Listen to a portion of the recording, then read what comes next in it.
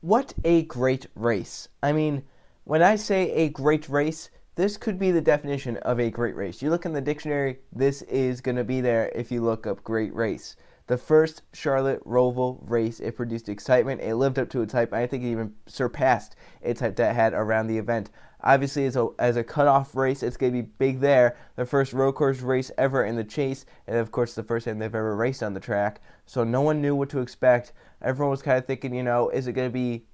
I think there were two extremes to this. There were people who thought it was going to be an absolute shit show to where there's just going to be crashes and crashes and crashes. Or you had the people that said they're going to take it nice and conservative. They're going to, there's not going to be much passing. It's going to be single file because no one's going to take a chance. But I think we got a mix of both in this race. The first two stages were pretty normal, kind of low key, but then this final stage really ramped up the intensity. A lot was happening through the race. I can't even recap all those happening in the race if I want to get this done in a timely manner, but I'll just talk about the big points of the race and maybe some of the points of the race that really changed the outcome.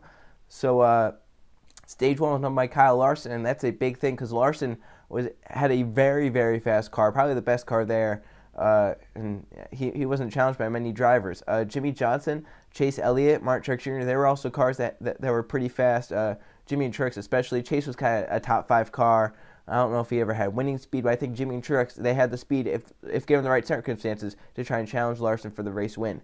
Stage 2, some more strategy played out. There was a lot of strategy in this race, which I liked as well. I'm a big fan of strategy, which is why road course are some of my favorite races. There's a lot of strategy that goes into it. And other than that, there's also great racing at road courses.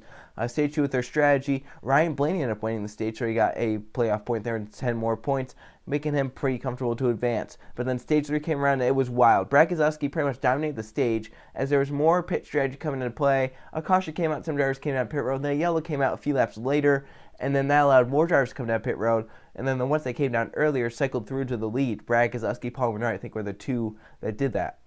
Now, it's big for them because the drivers that pitted on lap 70, they were going to be anywhere from like 3 to a half a lap short on fuel. So just imagine the drivers who pitted 4 laps sooner, how much they would be off on fuel. Well, basically, Brad and Menard were trying to save fuel all they could, and it ended up being a fuel mileage race to the end, as it looked like it was going to end that way. They were under 10 to go. No yellow was in sight. Looked like it was going to end as a fuel mileage race. Whoever had the most fuel to get to the end was going to win. And at this point, Austin Dillon had retired from the race with his damage, so he was out of the cutoff. Hamlin and Jones had not been able to get up to the front and try and contend for the win, so they were out unless something crazy happened. And then the final spot was up for grabs between 4 drivers. You had Ryan Blaney, Clint Bowyer, and Alex Bowman, who are all running mid-teens, trying to find a way to get themselves into the next round. Bowman was down by 2, Bowyer was up by 2, and Blaney was up by 4. Bowman came down pit road under the green flag to try some different strategy. Get those fresh tires on, gain some track position, hope they could get by, and in case some others run out of fuel, you can leapfrog them and get points that you need to win the race. Or not win the race, but advance into the round of 12. What ends up the next lap, Bowyer and Blaney both see this. They both come down pit road to try and make sure the 88 has no advantage over them. Bowman actually leapfrogs them because of the fresher tires. Then he gets out front of them. He's trying to lead them through the field, trying to get every point he can. And it looks like it's just going to be between those 3. It looked like it was going to be Bowyer and Blaney that were going to advance. But then the caution comes out. Ricky Stenhouse Jr. nailed the heartburn turn wall, and it set up a late race restart. Fuel was still on the mind, but mostly everyone was staying on the racetrack. They were pretty much, where they were going to be, and this was going to be the first restart on these worn tires, very worn tires, about 30 laps on them. So how was it going to go? How was the strategy going to go with the worn tires? Well, it didn't go good. Heading into turn 1, Brad Keselowski and others overshoot the course. It's like they forgot they were on the Roval and they were just running the oval. They went down to turn 1. Keselowski never turned. Larson missed the corner. Kyle Busch missed the corner. Ended up Keselowski hard into the tie barrier head on. Menard came and hit him. Larson was involved as Kyle Busch hit. Then Busch came down. He got Hemrick and some others. Ryan Blaney did get some damage from it, but some others that squeaked by. Alex Bowman, Clint Bowyer squeaked through on the inside lane, and they were going to restart inside the top 10. Bowman, I think, was going to be 5th. I think Bowyer was going to be 7th, and Blaney was going to be 6th on the restart. And this was big for them because Larson was almost... It looked like he was going to be out of the race with the damage he had. This team did a great job getting him back out on the racetrack. He never got to minimum speed, but it didn't matter. Well, I'll tell you about that a little bit later. But after the red flag, they clean up the track, whatever. It's going to be a 3 lap to go restart. On the restart, Truex gets away in the 78 car, and it looks like he is going to be the one you have to beat to win this race. He obviously had one of the faster cars of the day, but Jimmie Johnson, a guy who had been very fast all day long, and when I say very fast, he was very, very fast. Multiple times he came from mid-pack, around 20th or 25th, to the top 10, to the top 5. In stage 2, I think he restarted 25th because he came down pit road at the end of stage 1. Obviously, that put him back because some drivers came down pit road before the end of stage 1, but he comes down at stage 1 end, puts tires and fuel in it. He restarts 25th, and in stage 2, drives away all the way up to his 2nd position, and that's where he finishes the stage. So Jimmie Johnson had a very fast car. He went from the middle of the pack, back of the pack, to the front of the pack multiple times, so it looked like he had a good car. And with 2 to go, he was reeling in Truex just a little bit. He kept gaining on him, and at the white flag lap, he was there. If Truex made a mistake or Jimmy could try and pounce either way, and coming out of the infield section into the NASCAR turn 1 and 2, it looked like it was going to be a battle between those two. It looked like it was just going to be Truex or Johnson getting to victory lane. It all depended on how Johnson could get through the backstretch chicane and how he would approach the frontstretch chicane. So heading into the backstretch chicane, Truex gapped Johnson a little bit. It was a gap to where Jimmy wouldn't have been able to try and pass Truex, but then Jimmy does a great job through the backstretch chicane. I don't think he ever lifted. He goes through there wide open, basically, and he gains time on Truex. He's looking low through NASCAR 3 and 4, which is really, I think, like 14 and 15 or something.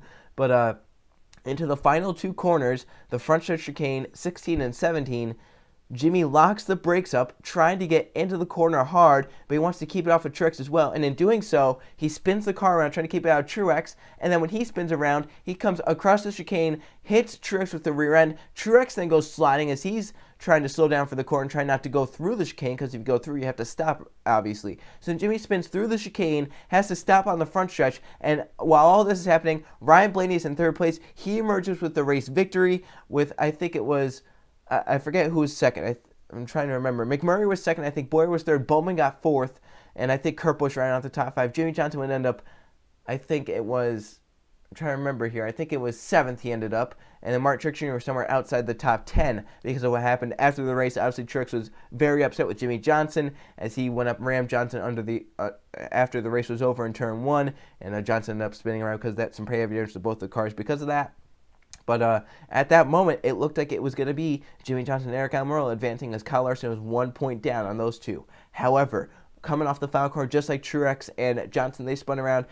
Jeffrey Earnhardt tried to make an aggressive move on Daniel Hemrick. They got together, and Earnhardt went around into the outside wall. He got going again, but then what I think happened was he stalled the car in the front stretch, stopped just short of the start-finish line. Here comes Kyle Larson through NASCAR 3 and 4, blows a tire hard, gets up into the outside wall, and his team's telling him, go, go, go, go, go. You have to beat this 96. You have to beat him to the start-finish line. This is for our chase. You will get the tiebreaker. So Larson gets through the chicane, comes off the chicane, nails the outside wall again, but gets it to the start-finish line, and now you have a 3-way tie to make the top 12 with Kyle Larson, Eric Almirola, Jimmie Johnson, and per the rule book, they go to the best finish of the round, which just happens to be Kyle Larson and Eric Almirola. Jimmie Johnson with the worst best finish of this round ends up getting eliminated in the round of 16. A driver who had been so fast lately. Jimmie Johnson, in my opinion, if he had made the round of 12, he could have been a championship threat because he was so fast. At Las Vegas, he had top 5 speed. At Richmond, he had top 5 speed. At the Roval, he had top 3 or winning speed at points.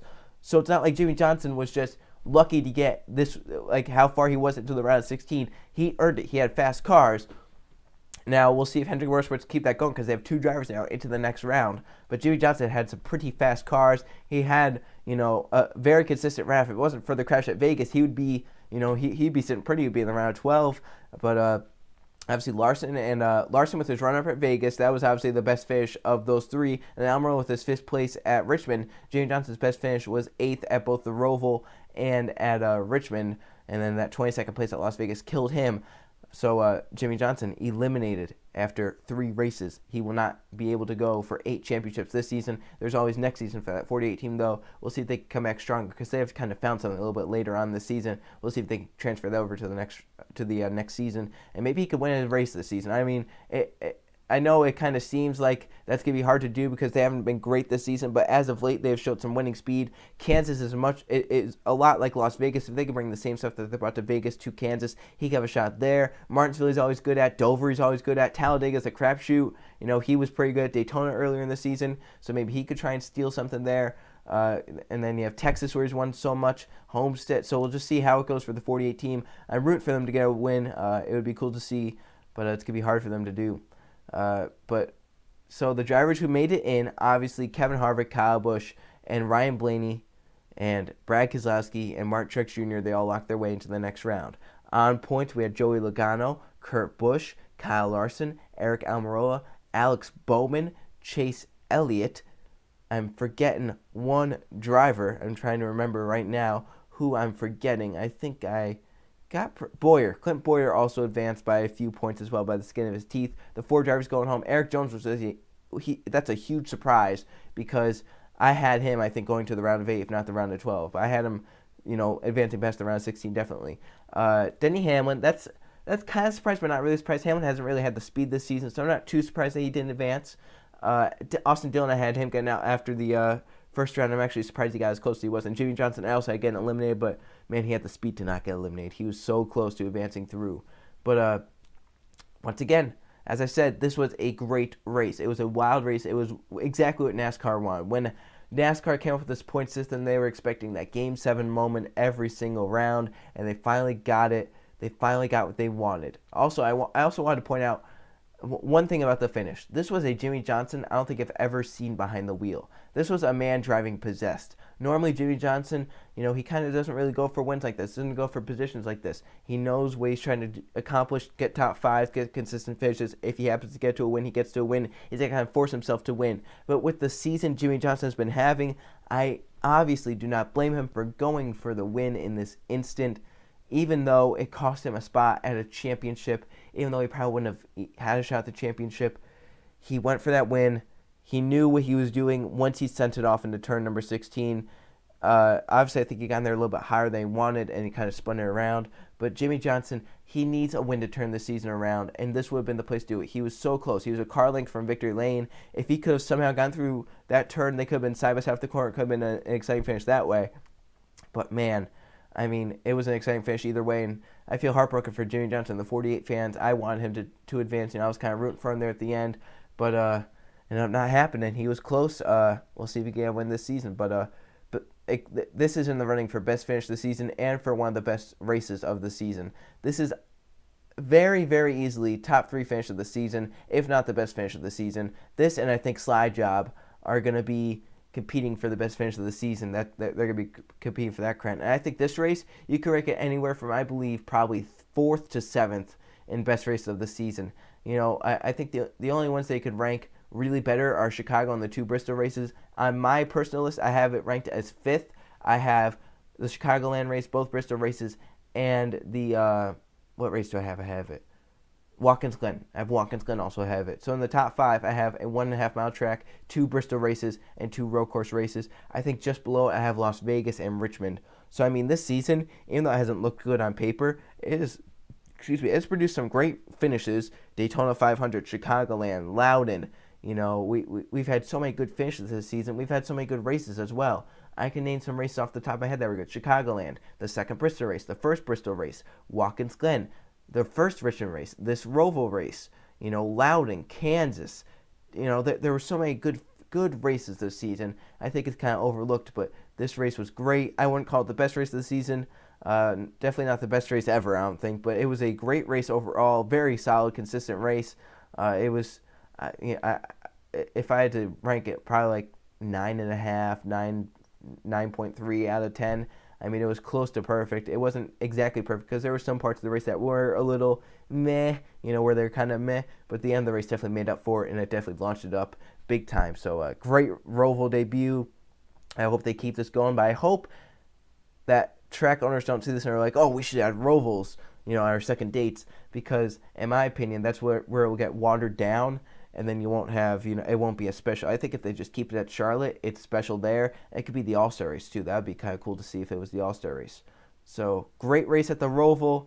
Wacky finish. Surprising first round end, and now we got the second round coming up. Dover will kick it off. Talladega, we thought that was going to be the biggest wild card, but man, we've already had 2 wild cards already this chase. We'll see how Talladega goes, and then the eliminator, Kansas. We'll see who the 4 are that get eliminated and who the 8 are that move on to the next round.